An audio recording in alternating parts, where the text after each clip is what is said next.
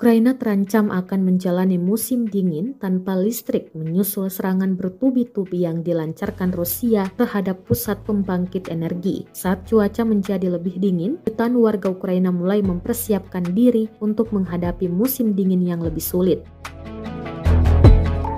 Dilansir CNN, masyarakat berlomba memperbaiki rumah dan menyimpan bahan bakar yang cukup agar tetap bisa menghangatkan diri. Pada Juli lalu, pemerintah Ukraina mengatakan lebih dari 800.000 rumah telah rusak dan hancur sejak invasi dimulai pada Februari.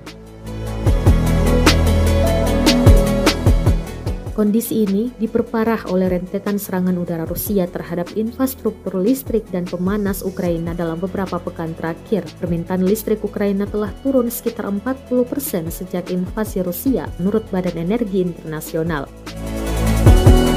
Badan Energi Ukraina mengatakan pemerintah harus menerapkan pemadaman listrik darurat yang parah dan belum pernah terjadi sebelumnya di Kiev untuk menghindari pemadaman total karena ibu kota menghadapi defisit listrik 30%. Warga diminta hemat listrik terutama di pagi dan malam hari. Lampu di luar kantor, restoran, dan pusat perbelanjaan juga diminta agar dimatikan.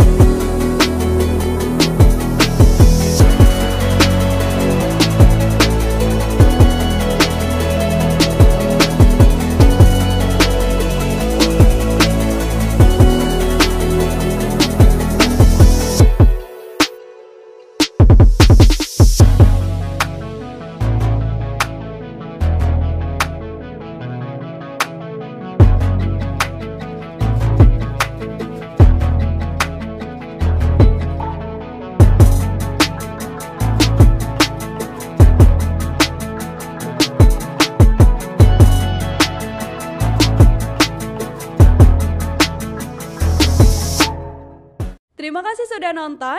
Jangan lupa like, subscribe, dan share ya.